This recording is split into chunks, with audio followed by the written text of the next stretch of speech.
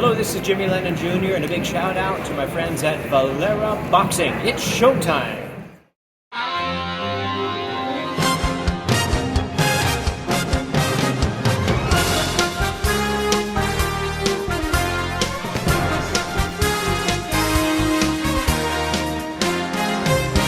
Valera Boxing, idol, shout out.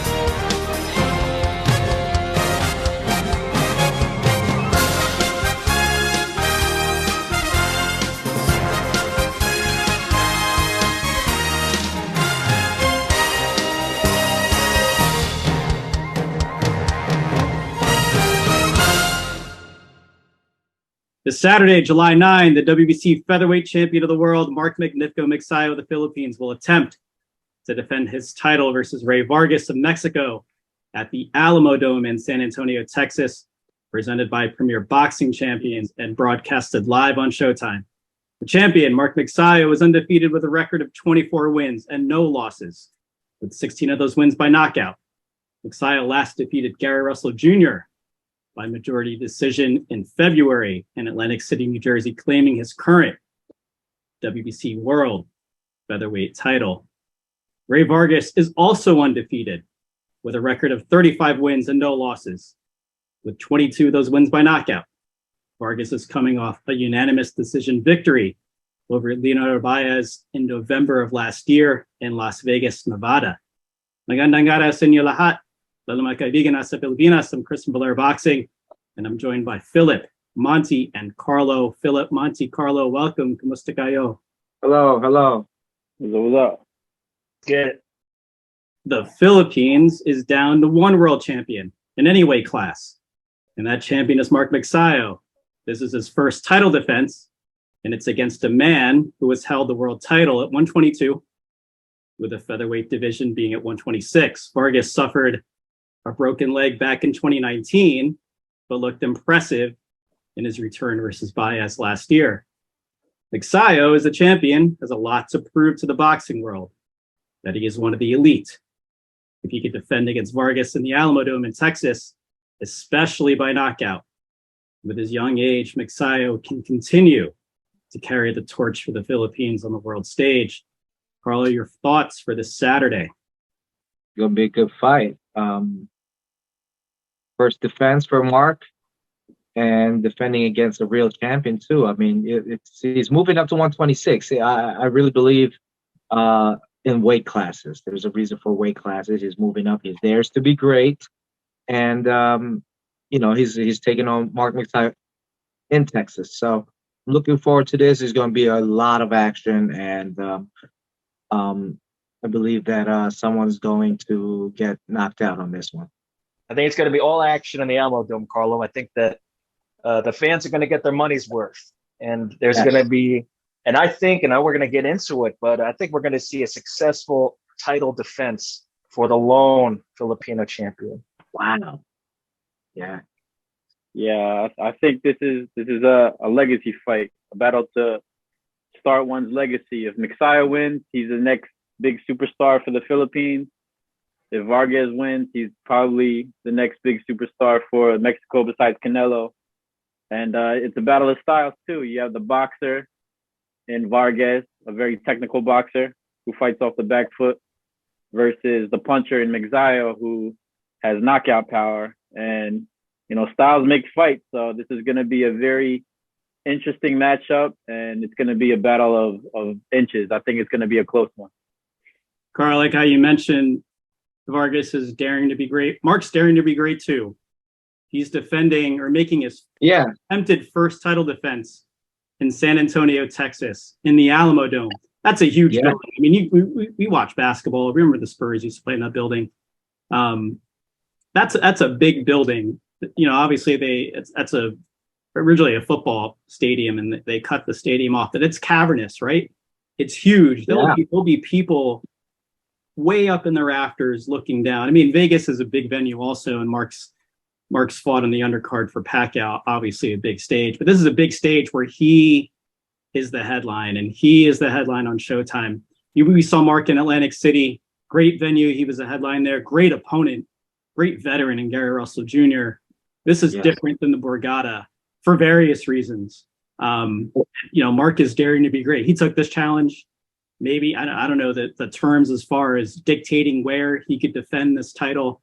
Obviously, the Alamodome will bring a lot of eyes with the big Mexican population in Texas. He's daring to be great. This is he's not stepping into a comfort zone here. He's making his title defense, and I guess what we could assume is going to be a pro Vargas crowd, right? And Mark has a lot to prove here. There were folks who, none of us obviously, but there were folks who, for some reason, didn't think he defeated Gary Russell. I thought he beat Gary Russell pretty easily, to be honest. Yeah, I mean, those are the haters speaking, Chris. Those are haters. I mean, yeah. He did what he needed to do. He targeted Gary, who Gary is elusive. Gary is slick. Gary is a veteran, and he damaged him. He hit him in the shoulder. Yeah, but guess what? That was not unintentional. That was part of the game plan, and it was effective. We saw that game plan with Canelo trying to target the shoulder against Bivol. All right. I only bring that up because, hey, he hit him on the shoulder, but it hurt Gary Russell Jr. And after that fourth round, even the rounds preceding that, I thought Mark had his way with Gary Russell Jr. How do you think Mark, different styles of fights here, right? Rey Vargas is now Gary Russell Jr. He's going back into what could potentially be a firefight, plenty of fireworks, that type of war zone. Let's talk about the specific styles. They say style space fights. Maybe that's an overstated statement, but I think for this specific fight, it's pretty factual. Styles are going to make fights. You have the knockout artist versus a pretty elusive fighter, boxer, puncher, great off his back foot, like Phil said. If you watch the Baez fight, he knows how to be elusive by backing up and then just lunging forward. He is 5'10", so his frame is a lot taller than some of the other folks in the featherweight division. Let's talk about the two styles here. What do you think makes this matchup so intriguing in regards to styles? It also comes down to the game plan. The game plan here. So we look at the fighters. We got to look at the trainers as well. These guys got to have a history of facing each other. Freddie and Nacho. Nacho and Freddie, yes. They're going to be facing each other for another time, and it's going to come down to the game plan. We've seen the highlights, or we've seen the past fights for Rey Vargas, who likes to stick his jab out there, jab, because he has that long arm, and then he'll counter and he'll follow up with a right hand, either up top or he goes to the body. So that's one thing. That's such a Nacho type of fighter. That style that goes to the body, never forgets, never leaves the body. So I'm sure he's going to try to target Mark with that. I'm sure that's part of the game plan. We know Nacho and his fighters, they like to go to the body. Mark is a strong, younger guy who likes to come forward with knockout power, and he's going to keep coming forward. We've seen his past fights too. He's the aggressor. He's the one who attacks. He's the one who puts the combinations out there. And if he sees an opening, if he sees that he can get in there and get a combination off, he's going to keep doing it. And like I said, I just can't wait. We can say all this now, but I can't wait to see what they have in their game plan, how they're going to, outthink each other. I think overcoming or dealing with the height and reach advantage that Vargas is having is a different proposition than when Magsayo was trying to take on the diminutive Gary Russell. So getting inside, using his own jab, because we know Vargas likes to jab and is very clever on the back foot. If Mark wages effective pressure, moves his head, I think he can also insert and instill fear from his jab, because he himself has a pretty wicked jab. I think that, his own abilities as a boxer, I think will be highlighted by this particular fight. Yeah, Carlo and Monty said it best. Vargas is going to have to fight off his back foot and use his 3-inch reach advantage to his advantage and keep Magsayo at the end of his punches. He's fought with the same style his whole career, and in my opinion, he doesn't have to switch anything up if he wants to beat Magsayo. In contrast, Magsayo, he has to be the aggressor. He has to get inside on Vargas. Mm-hmm. Easier said than done, because Vargas is a master at that elusive style. He's 35-0 for a reason. No one could figure him out. But I agree. you know, yeah, and but Magsayo, he has the equalizer, and that's his power. He could put Vargas away if he lands one clean one to the chin.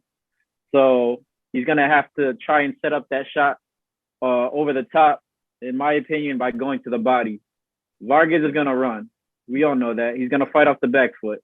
And to slow him down, Magsayo needs to go to the body. If he neglects going to the body, it's gonna be a loss for Magsayo. So he definitely needs to invest in body shots and then finish with a shot over the top and hopefully put Vargas out.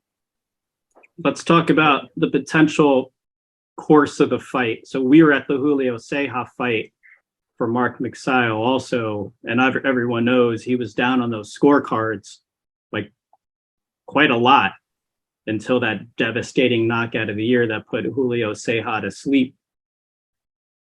Folks are saying that they see the same type of trend happening for this fight with Magsayo versus Vargas. What does Mark need to do to avoid being down on those scorecards early? Obviously, a quick start. I mean, that's obvious, right? But throughout the course of the fight, considering we know that Rey Vargas has that style where he's a good bouncer. He could bounce for 5'10" at one, at that weight class. He's elusive. We know, again, just referring back to his past fights, he could step away, he could pivot well. He's good defensively as far as avoiding punches, and then he'll come forward and unleash, whether it's a counter or he dictates that pace. But what does Mark need to do to avoid that type of situation that we saw with Julio Ceja? He has to knock Vargas out. He can't go later in the fights. He can't go 12 rounds. Not that he can't go to, but you don't want to go 12 rounds. I mean, last 7 fights for Vargas, it has been unanimous decisions, all right, and majority decisions. So he's proven to go 12 rounds. He can go 12 rounds. He can probably, put a clinic on for 12 rounds. He's used to that. He has the stamina. He has the mentality. He has, the knowledge to go 12 rounds. So do you really want to go 12 rounds fighting this guy's style, countering, jabbing, backwards, and just moving it, off his jab? So I think he has to knock him out. He has to really make a fast impression, if anything, and hurt him early. The first 4 rounds, boom, right away, own that 4 rounds, and then we'll see from there on. I'm sure they're going to make some adjustments. So now what adjustments will Mark make after those 4 rounds? Let's say, let's say Vargas starts boxing or starts countering. He's long, he's taller, so I'm sure they have something in store. Yeah, Vargas hasn't knocked the man out since 2016. So he doesn't really quite have the hitting power. One thing he has is an advantage. He's also fighting on a full stomach, but still he's moving up in weight. We may have to take advantage of the fact that he is not used to feeling the power of a true featherweight, which Mark Magsayo is, and even is kind of a thick featherweight, to be honest with you. So what he has to do is bring that heat, make him feel his power, welcome him to the 126-pound division. As Carlos said, there are divisions for a reason, and he has to make him think, "Oh man, should I really be back up here? Should I maybe think of going back down?" Yeah, make him feel his power. This has to be a vicious battle early on. Yeah, I agree with Mont. He needs to earn Vargas' respect early on, but I feel like Magsayo's best defense in this matchup is going to be his offense. He needs to move forward with volume. If he sits outside in Vargas' range, he could get clipped and he could take a seat like he did against Julio Ceja. So he needs to close that distance and stay close to Vargas as much as he can. Again, easier said than done, but this is what he has to do to get it done. And yeah. I think while a knockout obviously is the best situation for Mark, I think he proved in the Gary Russell fight that he could win in a 12-round marathon. After what he did to Gary Russell in the 4th round, preceding that. Well, after that, let's start with that first. After what he did to, targeting Gary Russell Jr., basically disabling and take away his jab. Gary Russell still had his feet. He still had his gas. It wasn't like he was in poor condition. And I think Mark continued to effectively follow that game plan. You know, Mark has a great 1-2. Obviously, it's devastating with that right hand. Is just so powerful. And you know what Freddie Roach has taught Mark Magsayo as far as his combination punching and really unleashing and taking advantage of his natural power is something incredible to watch. And I think he effectively did that. You know, again, I don't want to keep talking about the Gary Russell fight, but I think it showed a lot of Mark's progress as a fighter. Again, everyone knows him as a knockout artist, but I think he proved that he could do that 12-round marathon. And then obviously what he did before the rounds 1 through 3, before that 4th round shoulder shot or that initial punch, I thought he came, you know, we were there, right? We had good ringside seats. I thought he was coming forward, and I thought he dictated the pace. Yeah, Gary Russell was Gary Russell. He was, you know, he was slick. He was the veteran. But I think he neutralized everything that Gary Russell wanted to do, right? Yeah. I think if the Mark Magsayo that showed up against Gary Russell Jr. shows up against Vargas, this is a win because he threw some shots that only Gary Russell could avoid. If those landed on a normal mortal who wasn't Olympic world-class speed, he would have knocked that guy out. And this guy Vargas ain't Gary Russell.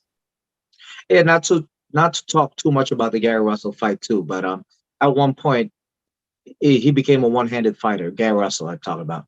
So, but at the same time, Mark couldn't put it away. You know, Mark couldn't really seal the deal in a way that, okay, he's fighting a one-handed guy, you know, who threw nothing but lead left hands at some point, and at some point, it just couldn't make the impression like, okay, he won that fight.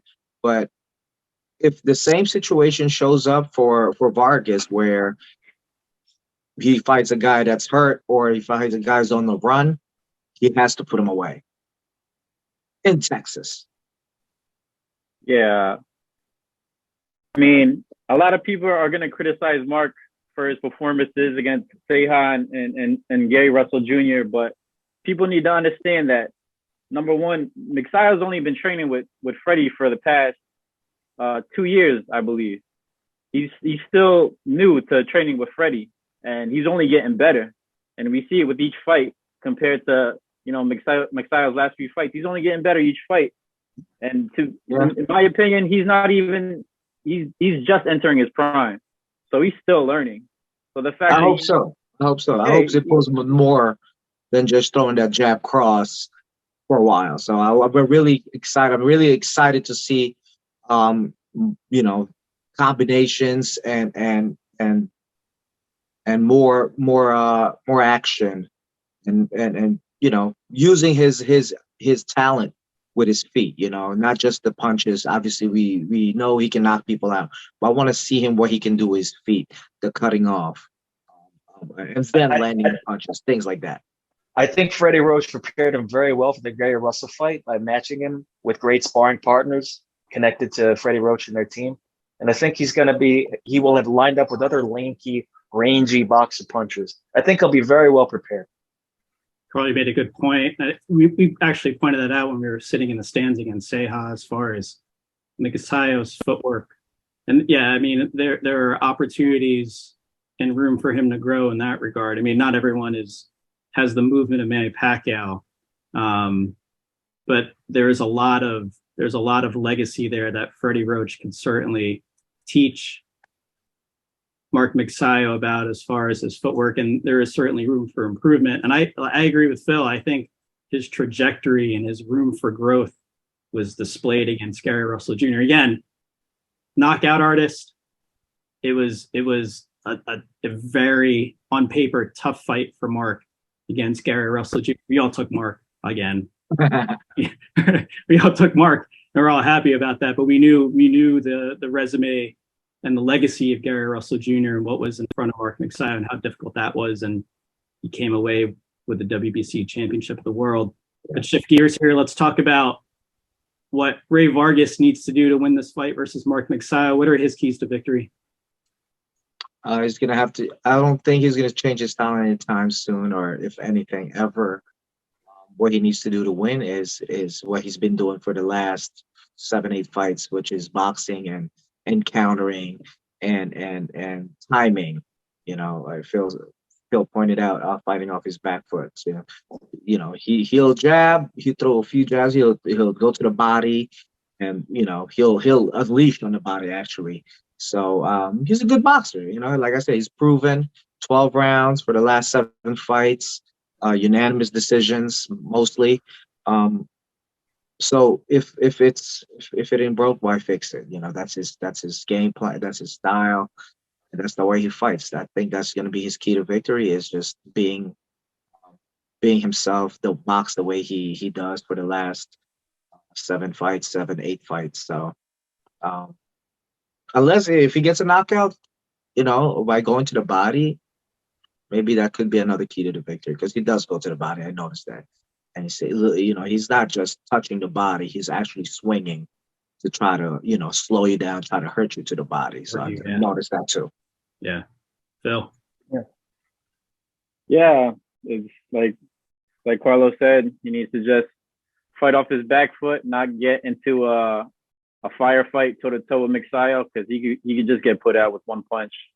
Use a lot of lateral movement, and if you look at his past few fights, he's a very smart, high IQ boxer. When he gets in trouble, and he does get into an uncomfortable position toe-to-toe with his opponent, he'll clinch. And that's a smart move. He doesn't want to get into a firefight with Magsayo. So he'll clinch when he gets close, and then, the ref will break it up, and then he'll try to chip him up from long range, and then rinse and repeat. That's his keys to victory. Yeah, to add to that, invest in the body, stay on the outside, make Magsayo miss, and then as well as take advantage of Magsayo's, often sloppy footwork. When Magsayo launches his 1-2-1 combination, he does that spin, right, at the end of it, where he gets caught out. That's something that was relatively minimized during the Russell fight.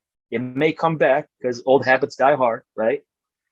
And he has to profit from that and smack Magsayo with a wicked right or a left hook off of that. You have to take advantage of the lapses that do show up in Magsayo's defense, as well as when he launches his attack. I don't know if he could improve it. You guys are mentioning he's not going to, as far as Rey Vargas, he's not going to change his style. One thing that is often talked about at Rey Vargas is his chin is so up in the air. I mean, he's a lanky frame, right? He's 5'10", 126, and he fights with his chin up quite often. He's upright. Right? And that's a dangerous situation or proposition, especially against going against a knockout artist like Mark. But I agree with all of you guys. I mean, his style is his natural style is a good counter effect to what Mark wants to do. And I don't think he has much to change. One thing we mentioned Nacho also, right? That history between Nacho and Freddie, and it's the legacy rivalry between Manny Pacquiao and Juan Manuel Marquez. Those two styles, again, you have the aggressive, come forward combination puncher with devastating speed and power against the master counter puncher, and they were kryptonite for one another. And I think there's a lot of similarities with this type of matchup and the styles that each of those fighters or each of those trainers have present day in 2022.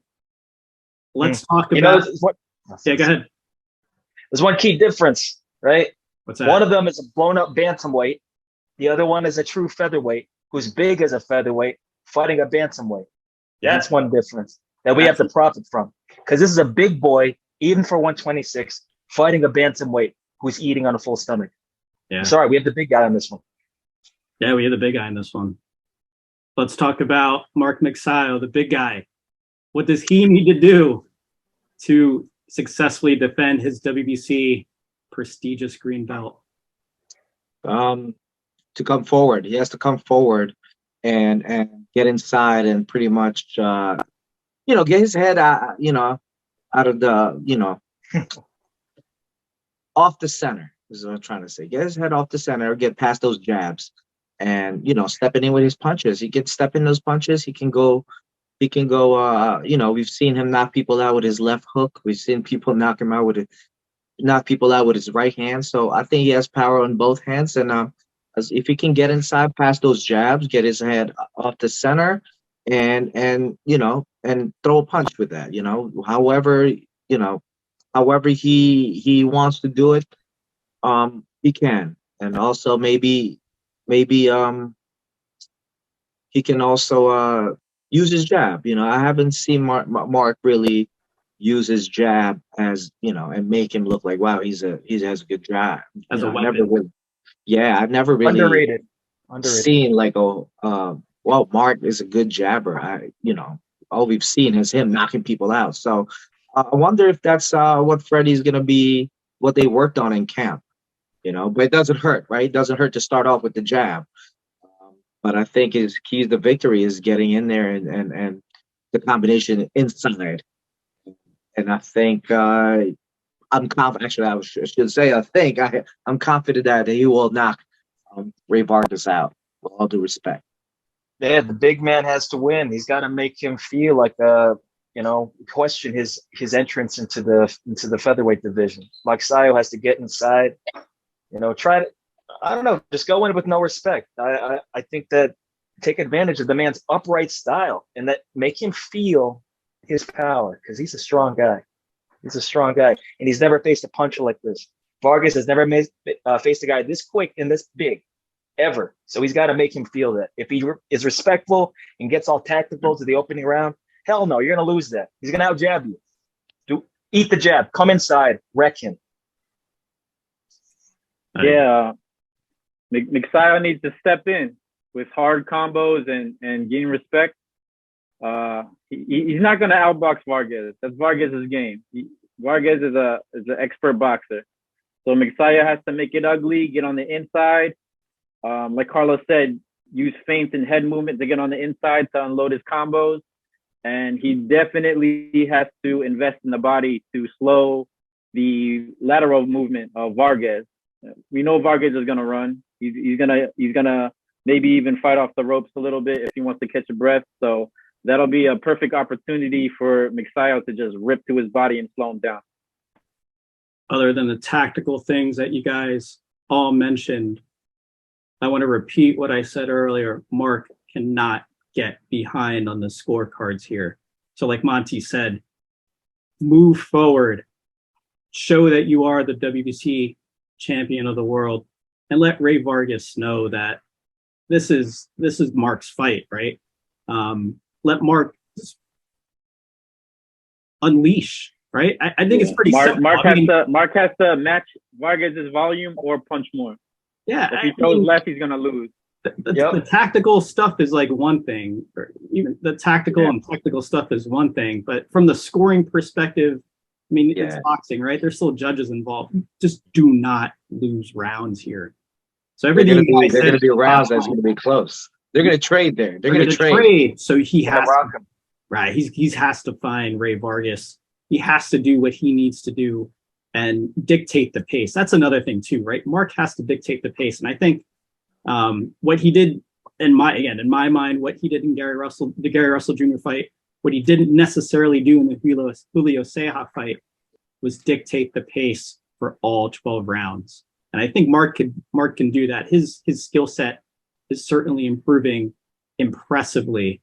And we often say this is the same fighter that we saw last fight. Well, this isn't the same fighter that we saw only a year ago, 2 fights ago. He is growing. His growth is and potential is out of this world. And he's so young too at the same time. But again, all the tactical and technical things you guys said are completely spot on. And I think Mark really needs to employ all of that. But just from the simple fact of not getting behind on the scorecards and taking rounds off, because it's crucial. If it does turn into a boxing match and it does turn into a marathon, we're going to be biting our nails like we did last time. I mean, that was, again, split decision, but in my mind, I think that was a fairly easy one for Mark Magsayo. So about predictions here, what do you guys have for this Saturday? Mark is the bigger, stronger guy. Mark Magsayo by knockout. I just think he's going to be too much. He's going to be too big. He's going to be strong. He has a great coach. You know, Freddie brings on the best sparring partners, no matter who they are, whatever their records are. They're there for specific reasons. You know, multiple sparring partners.